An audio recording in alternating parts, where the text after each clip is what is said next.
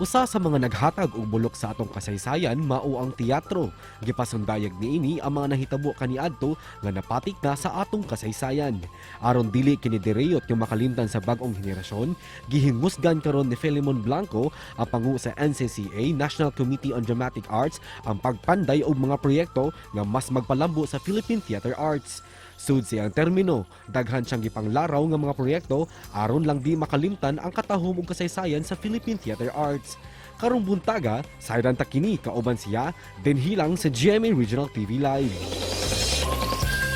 Atong makauban karon ang pangu sa NCCA kun National Committee on Dramatic Arts o atong hisgutan ang kamahinungdanon sa Philippine Theater Arts. We have this morning Mr. Filemon Bonita Blanco. Mayong buntag, maupay nga aga, Sir Filemon, ug welcome sa GMA Regional TV Live. Please greet all our kapuso nga nagtan-aw ka nato karon. Good morning everyone. Maayong buntag sa tanan nga naglantaw karon sa GMA Regional TV Live.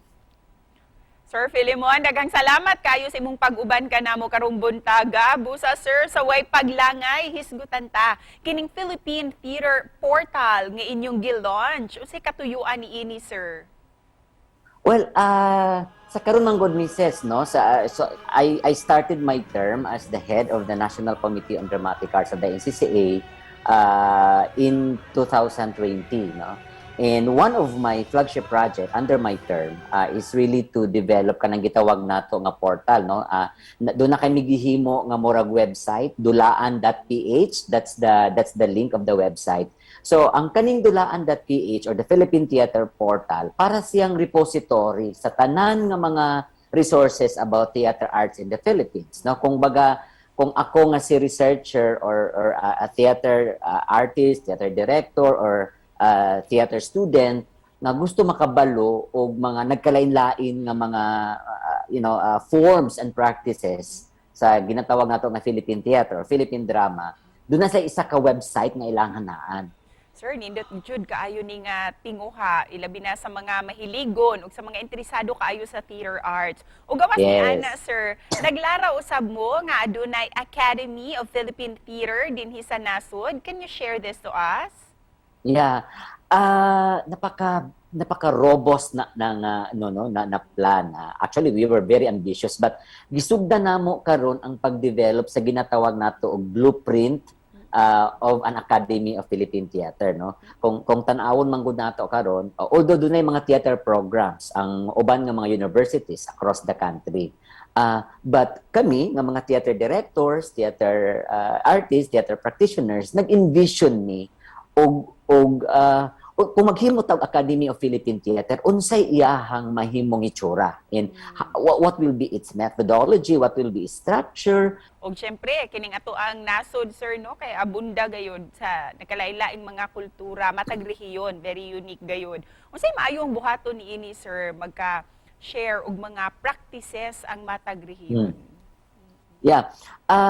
Karon Mrs., under sa ako ang committee, no, doon na may ginatawag na Tanghal National Theater Festival. So it's a festival from, represented by the various regions. So magdalamig mga theater groups from the different parts of the country. I-showcase namo sila in one platform to showcase the richness na kay lahi-lahi man ang form, no. For example, in Mindanao, I am based in Mindanao right now.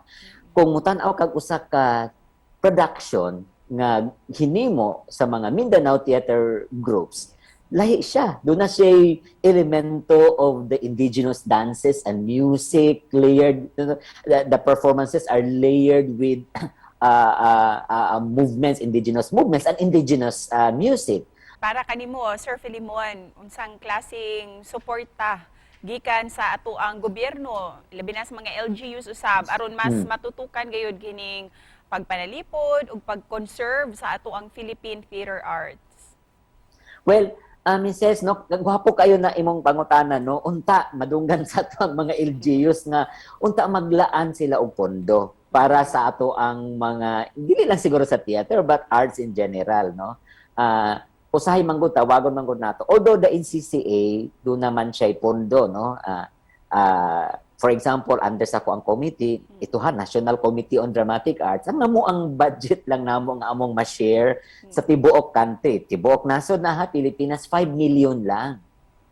And then, 5 million is share nato sa tibuok country. So, inana siya kagamay. Pero nanikamot gihapon ang mga groups to create. But, kung doon na untanay sakto nga mura ba tag-allocated funds ang different provinces or municipalities, cities nga intended for the arts in general, no, and theater arts in specific, para mapadayon ang paghimo. Busa, sir, before we end this interview, unsa ang mensahe nga gusto nimong ipaabot para sa ato ang mga kapuso, ilabi na ang mga mahiligon sa teatro? Atong padayunon ang pagsuporta sa ato ang mga lokal nga mga art groups, no, kay usahay doon naman gud tay panglantaw manggod nga pag local gani dili na nato suportaran kay ay taga mura man ang silingan, no, pero take note na kaning mga local arts groups sila ang nagbuhi sa ato ang regular nato nga mga activities in the city, in the municipalities.